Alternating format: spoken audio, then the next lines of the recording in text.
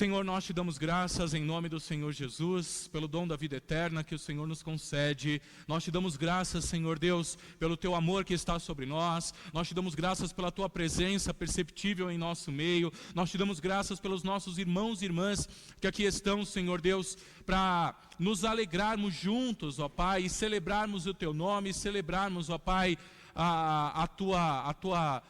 o teu amor sobre nós, celebrarmos a tua vitória, ó Pai, na cruz, celebrarmos, Senhor Deus, de fato a vida que o Senhor nos propôs, ó Deus. Obrigado por tudo isso, obrigado, Pai, porque o Senhor nos faz teus filhos, testemunhas do teu amor, ó Pai, e do teu poder. Então, agora neste momento, Senhor, nós queremos ouvir a tua voz, continuar ouvindo a tua voz, ó Pai, através das Sagradas Escrituras. Em nome do Senhor Jesus, fala ao nosso coração, derruba tudo aquilo que é barreira, Senhor, que nos impede da comunicação completa contigo e plena contigo nessa hora. Que em nome do Senhor Jesus, no nosso coração esteja o teu trono, Senhor, e o Senhor se assente como rei, ó Pai, que é, tomando conta da nossa vida, do nosso ser, abrindo os nossos ouvidos para a tua palavra, Senhor, deixando os nossos corações abertos à tua palavra. Que em nome do Senhor Jesus seja útil, Senhor, para nosso caminhar, para a nossa edificação. Fala ao teu rebanho amado, através deste teu servo pecador e indigno deste púlpito, mas fala conforme o teu querer e alcança o teu rebanho amado. Em nome de Jesus, nós oramos e nós agradecemos. Amém. Louvado seja o nosso Deus. Irmãos, irmãs, nós vamos meditar hoje brevemente sobre a igreja justificada. Em outras ocasiões, eu disse que a intenção dos reformadores jamais foi separar a igreja. A intenção dos reformadores era que a igreja voltasse às Escrituras Sagradas, que a igreja voltasse às bases da palavra de Deus e abandonasse ali as tradições prejudiciais que não somente se opõem à palavra de Deus, mas também distorcem essa palavra. Então, dessa forma, irmãos, a pergunta que algumas pessoas fazem nessa época do ano, né? Como seria a igreja romana se ela aceitasse, se ela abraçasse a reforma? Não faz sentido essa pergunta, porque a resposta está aqui. A igreja seria desta forma como ela é. Ela seria a igreja reformada hoje. Igrejas que reconhecem a Cristo como o único e suficiente Salvador. Igrejas que têm o Senhor Jesus como o seu Salvador, que tem a palavra de Deus como única regra de fé e prática, que celebram os sacramentos instituídos pelo Senhor Jesus, única e exclusivamente, que promovem a melhoria da condição humana através do ensino da palavra de Deus. Como seria a igreja se ela abraçasse a reforma? Seria exatamente do jeito que você está vendo aqui, do jeito que você está vivendo aqui hoje. Mas obviamente essa realidade não é abordada dessa forma, irmãos. Porque após todas as lutas ali envolvendo o catolicismo apostólico romano e os herdeiros da reforma protestante, o que ocorreu no mundo foi uma cisão entre as igrejas, de modo que até hoje fala-se em duas igrejas completamente diferentes e uma não reconhece a outra como igreja do Senhor Jesus. Entretanto, eu vou reafirmar, eu penso que a igreja reformada ainda é a igreja católica, mas a igreja destituída daqueles pontos que foram abordados nas 95 teses de Martinho Lutero e fixados lá na porta da Catedral de Wittenberg em 1517. Eu estou dizendo, irmãos, que nós somos católicos, já que católico significa universal, Não pertencemos à instituição romana, mas à Igreja Universal do Senhor Jesus Cristo. Não somos ordenados pela Cúria Romana, mas nós reconhecemos então a Cristo como o cabeça da igreja, nesse sentido, e nós nos unimos através do sangue, do corpo do Senhor Jesus, a toda a igreja espalhada pela face da terra, de todos os tempos. É nesse sentido que nós temos que reconhecer que nós somos igreja católica, igreja universal, a igreja que está além de todas as placas, mas não a igreja institucional romana. Agora, há uma coisa, irmãos, que fica muito evidente para quem estuda com profundidade toda a história que envolve ali a Reforma Protestante do século XVI. Havia uma igreja antes da Reforma, e essa igreja foi modificada, foi transformada após a Reforma. E essa mudança aconteceu através do contato dessa igreja com Cristo, através das Sagradas Escrituras. Essa igreja foi humilde em reconhecer os seus pecados, restando apenas retornar à simplicidade das Sagradas Escrituras. Parece com a mudança do publicano, quando ele encontrou Deus neste templo aqui. Quando ele encontrou Deus, quando ele entrou em contato com Deus neste templo que nós acabamos de ler. O texto que nós lemos diz que 2 homens completamente diferentes entraram no templo para orar, e um deles foi arrogante, um deles foi orgulhoso, um deles foi soberbo, um deles foi altivo, e esse homem está aqui hoje para nós representando a igreja antes da reforma. O outro homem foi humilde, por não ousar levantar a sua cabeça e nem a se comparar com ninguém, e ele representa a igreja após a reforma. Então eu quero convidar você a pensar sobre como a igreja reformada não deve ser e como a igreja reformada deve ser diante de Deus. E a primeira coisa que eu quero que você guarde aí no seu coração é que a igreja reformada não pode ser orgulhosa. A igreja reformada não pode ser uma igreja orgulhosa. Irmãos, a palavra de Deus nos diz que o orgulho precede a ruína. E a atitude do fariseu que orava naquele templo foi uma atitude totalmente orgulhosa. Parece que ele estava carregando ali uma régua e ele estava ansioso para medir a si mesmo em comparação com todos os outros. Então você percebe ali no texto que nós lemos, né? Ele oferece ali uma breve palavra de gratidão a Deus e começa a revelar as suas medições de si mesmo. Ele não é como os outros homens, né? Na verdade, ele é muito melhor do que todos os outros homens. É assim que ele se apresenta diante de Deus. Quando se mede em comparação aos outros, especialmente em comparação a esse publicano, ele está declarando diante de Deus a sua superioridade. E essa prática, irmãos, é uma prática tão perigosa quanto ela é comum. Frequentemente nos comparamos aos outros, mas no fim isso não significa nada, porque o padrão é a justiça de Deus e não a justiça humana. Esse homem aqui está cego pelo seu orgulho, e a igreja do Senhor Jesus jamais deveria se orgulhar de si mesma, jamais deveria se enveredar também por essa cegueira. A igreja que se orgulha de si mesma, ela corre o risco de rejeitar aqueles que não chegam à altura das suas réguas. Essa igreja corre o risco de esquecer de que os pecadores são o alvo do evangelho.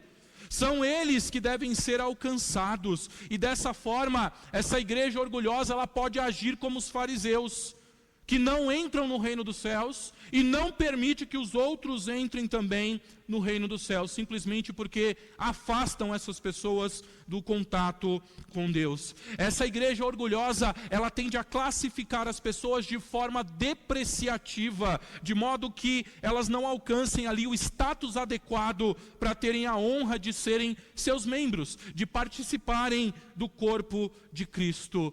Preste atenção, o orgulho das suas tradições, o orgulho da sua popularidade, o orgulho das suas ações, o orgulho das suas realizações, o orgulho das suas posses, o orgulho dos seus bens materiais, não é o que move o coração de Deus, não é o que move o favor de Deus. Nenhuma dessas coisas move a graça de Deus a seu favor. Uma igreja orgulhosa jamais necessitaria da graça de Deus.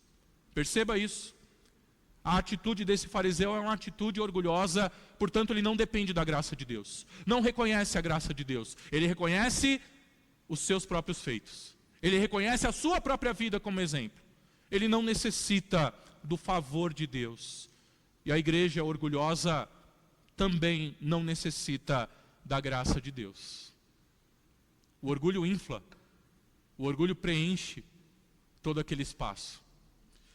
Segundo lugar, a igreja reformada não pode ser orgulhosa e ela não pode ser convencida.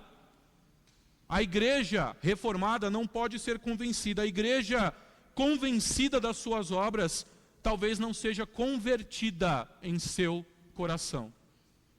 Pense sobre isso. Veja aqui o fariseu, ele está carregando um currículo, né?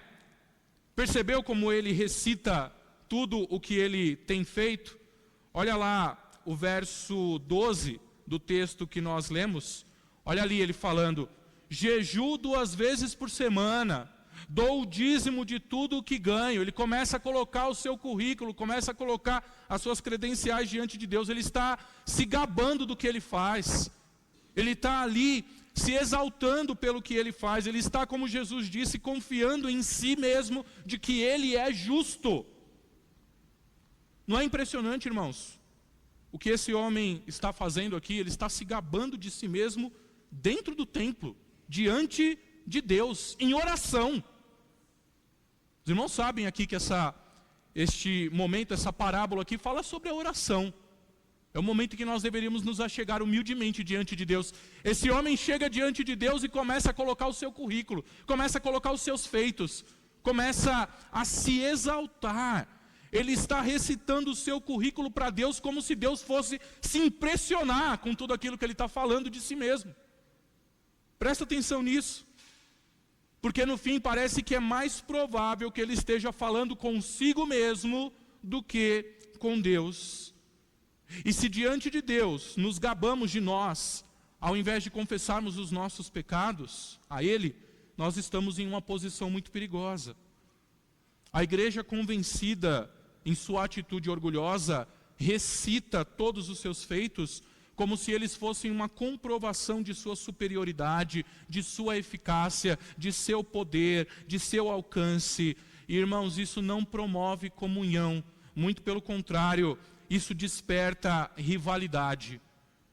E a rivalidade, onde há despertamento de rivalidade, ali não está a sabedoria de Deus. Você lembra o que diz lá na carta de Tiago, no capítulo 3, verso 15? Essa não é a sabedoria que desce lá do alto, pelo contrário, ela é terrena, animal e demoníaca. Pois onde há inveja, onde há rivalidade, aí há confusão e toda espécie de coisas ruins. Eu gostaria de lembrar a todos aqui o que a palavra de Deus diz a respeito da salvação. Porque pela graça sois salvos mediante a fé, e isto não vem de vós, é dom de Deus, não de obras, para que ninguém se glorie. Palavra que está lá em Efésios, o capítulo 2, verso 8 e o verso 9, um dos lemas da reforma protestante. A salvação é pela graça, a salvação é dom de Deus, a fé é dom de Deus e não é das obras que nós praticamos, para que não venhamos a nos gloriar. A igreja do Senhor Jesus jamais deveria ser convencida das suas obras, jamais deveria ser orgulhosa de si mesma. Então, como deveria ser a igreja do Senhor Jesus, a igreja reformada? A igreja reformada deve ser uma igreja humilde. A igreja reformada deve ser uma igreja humilde. E definitivamente essa não é uma característica que salta aos olhos das pessoas. Uma igreja humilde? Uma igreja humilde? Não. Porque as pessoas querem uma igreja suntuosa. Uma igreja humilde? Não. As pessoas querem uma igreja rica. Uma igreja com assentos de luxo e com serviços de luxo. Uma igreja próspera de bens, porque isso deve ser sinal da bênção de Deus. Uma igreja influente nos meios políticos, nos meios empresariais, isso deve ser sinal da bênção de Deus. Uma igreja que garante o seu predomínio na sociedade por meio de leis humanas, isso deve ser o sinal da bênção de Deus. Será mesmo, irmãos? Porque boa parte da igreja hoje está buscando essas coisas. Boa parte da igreja que é herdeira da reforma está buscando essas coisas. E aqui há esse outro homem, esse publicano aqui. Os irmãos sabem o trabalho dos publicanos, por que eles eram odiados pelos seus irmãos? Os publicanos eram judeus, eles faziam parte do povo de Deus, mas trabalhavam ali cobrando impostos para os romanos, estavam a serviço do inimigo, dos inimigos do povo de Deus. Então eles eram considerados traidores, eles eram considerados ralé, eles eram considerados escória, principalmente na boca dos fariseus. E nós temos este homem aqui, um publicano. Olha aqui, irmãos, se as mãos do fariseu estão cheias, as mãos do publicano estão vazias. Tudo o que nós temos aqui nesse texto sobre o publicano revela a sua contrição diante de Deus, revela o seu quebrantamento diante de Deus. Humildade é o sentimento que transparece aqui na postura dele de oração. Ele fica bem longe porque ele está separado de Deus por causa do seu pecado. Olha a atitude dele. Ele está envergonhado do seu pecado, então ele nem mesmo levanta os seus olhos aos céus. Ele continua a bater no seu peito para demonstrar sua tristeza, não é por orgulho não. Para demonstrar sua tristeza, ele clama a Deus por misericórdia, porque ele sabe que ele é um pecador, e ele precisa dessa misericórdia de Deus desesperadamente. Então eu quero perguntar aqui para você, o quão diferente é esse homem do fariseu? O quão diferente é esse pecador daquele religioso? Porque ao invés dele olhar para si mesmo, por justiça, o publicano suplica a Deus por misericórdia, porque ele mesmo não tem justiça alguma. O que fica claro aí, parece que o fariseu está buscando justiça própria, nos seus atos, nas suas obras, naquilo que ele faz, na sua religiosidade. E o publicano sabe que não tem justiça alguma. Ele suplica por essa justiça. Até a súplica dele vai transmitir essa humildade. A súplica por misericórdia é um clamor para que a ira de Deus seja removida de maneira justa, de maneira graciosa. Ele bate no peito e fala assim: Senhor, sê propício a mim que sou pecador. Sê propício a mim que sou pecador. E nós vemos ali um homem convicto, humilhado dentro do templo. O peito dele deve estar vermelho ali, dele ter se espancado por desespero. A voz dele deve estar áspera, de chorar, pedindo misericórdia. E a sua cabeça está abaixada. E olha como Jesus termina essa história, essa parábola. Ele diz que este homem desceu justificado para a sua casa, e não o religioso, e não o fariseu, e não aquele que se orgulhava, e não aquele que falava sobre as suas obras. Porque todo aquele que se exalta será humilhado, mas o que se humilha será exaltado.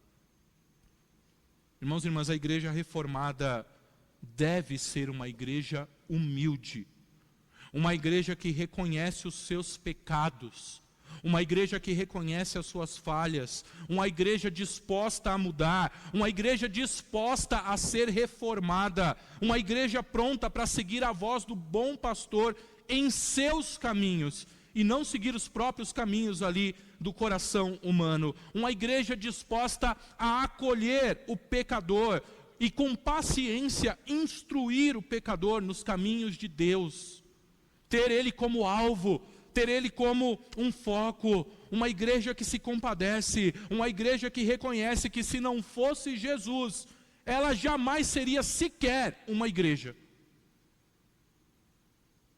A igreja reformada não é perfeita, irmãos. E eu vou concluir dizendo isso: a igreja reformada não é perfeita, mas deve ser uma igreja que reconhece as suas imperfeições. E uma igreja que pede a Deus que Ele a transforme, que Ele a reforme, que Ele a construa ou a reconstrua para utilizá-la da forma como Ele quiser. A igreja reformada reconhece a necessidade de Jesus como Salvador. Reconhece a Deus como verdadeiro Pai.